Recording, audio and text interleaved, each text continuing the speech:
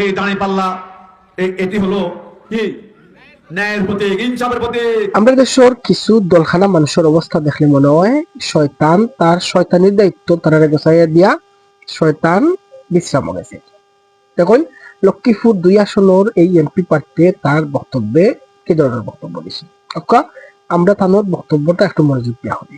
ন্যায়ের প্রতীক, ইনসাফের প্রতীক, মিজান হাসরের ময়দানে কোন মার্কা থাকতো না, দাঁড়িপাল্লা থাকবো কি দান থাকবো নি, বাতুই দেবে আপনার সামনে, বাতুই দেবে আপনার সামনে, দান থাকতো না। আপনি কবেন বাচ্চা দাম চাই আপনার সামনে, বাজাতে হাজির, দানের দরকার আছে নি? হ্যাঁ, লাঙ্গলের দরকার আছে নি? শাসাবাদ তো লাগছে না, লাঙ্গলের দরকার কি? কি দরকার? দাঁড়িপাল্লা, মিজানের ভারী পাল্লাটি আমি চাই, মিজানের ভারী পাল্লাটি আমি জামাত ইসলামীকে আজ যদি আপনি ভোট দেন, দিন কায়েম হবে, দিন প্রতিষ্ঠিত হবে, অন্যায় দূরীভূত হবে, ন্যায় প্রতিষ্ঠিত হবে। সুতরাং এখানে ভোট দেওয়াটা সওয়াবের কাম।